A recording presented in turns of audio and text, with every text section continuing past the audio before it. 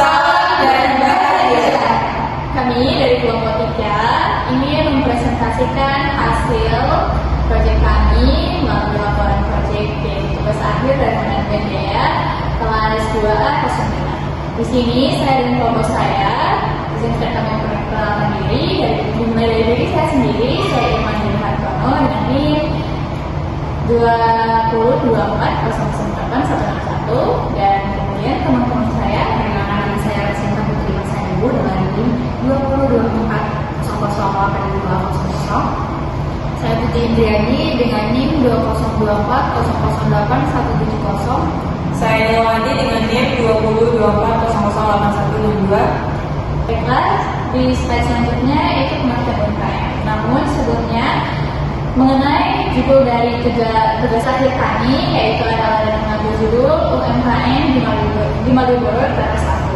Nah, pertama sebelum kami menyampaikan hasil laporan kami, izinkan kami untuk memberitahu terlebih dahulu UMKM secara sekilas. Jadi UMKM itu merupakan singkatan dari usaha mikro, kecil, dan menengah. Nah, UMKM ini merupakan jenis usaha produktif yang bisa dilakukan oleh perorangan atau badan usaha yang memenuhi kriteria tertentu berdasarkan jumlah aset, modal, omset, dan pendapatan per tahunan.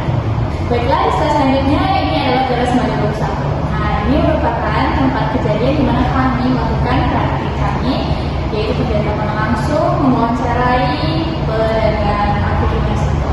Nah, jadi pertama teman-teman harus mengetahui bahwa tempat kami melakukan tugas akhir kami yaitu di Teras Malioboro 1 yang bertepatan di Kota Yogyakarta, atau lebih tepatnya bersampingan dengan titik nol ya. Jadi di Malioboro Teras 1 itu terdapat berbagai pedagang kaki lima atau UMKM ya, baik dari yang kecil hingga menengah ataupun yang kelas atas. Jadi teman-teman bisa kalau tertarik bisa datang langsung ke Teras Malioboro 1 setelah melihat hasil dari tugas akhir kami.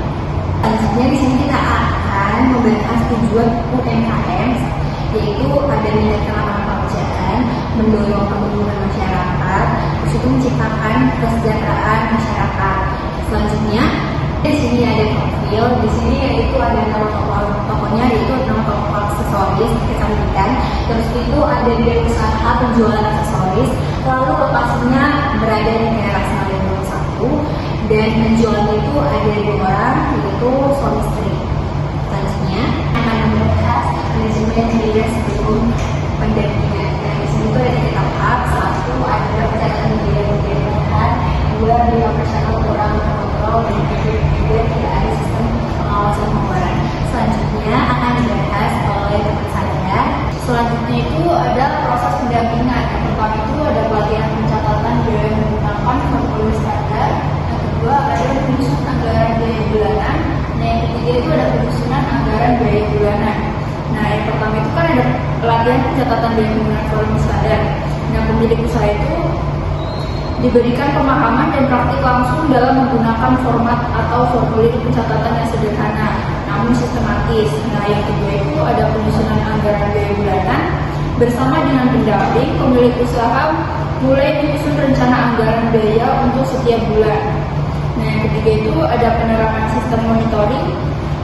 Pemilik diajarkan untuk melakukan evaluasi rutin terhadap pengeluaran usaha setiap akhir minggu atau bulan, dilakukan pengecekan realisasi biaya dibandingkan dengan anggaran, sehingga pengeluaran yang tidak sesuai bisa segera ditindaklanjuti. Nah, ada manajemen biaya setelah pendampingan, itu juga ada 3. Yang pertama, pencatatan biaya lebih rapi dan terstruktur. Yang kedua, biaya pembelian dan operasional dapat dikendalikan dengan anggaran. Yang ketiga, toko mengalami pengurangan pemborosan biaya hingga 15% dalam 3 bulan. Selanjutnya akan dijelaskan teman saya.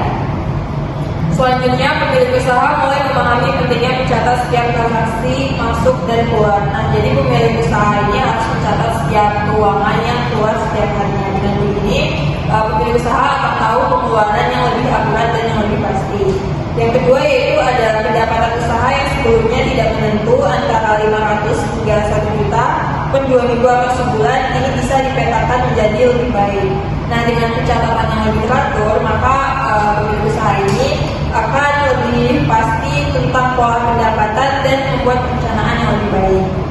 Yang ketiga yaitu ada sistem sederhana seperti pencatatan manual dan pengolahan stok membantu pemilik mengambil keputusan yang lebih tepat, terutama dalam mengatur pembelian bahan dan efisiensi biaya harian, sehingga pemilik usaha ini tidak akan boros atau kehabisan bahan baku. Yang keempat yaitu meskipun belum mengandalkan teknologi, sistem ini berhasil menjadi alat bantu berpikir bagi pelaku dan usaha. Tujuan UMKM Malioboro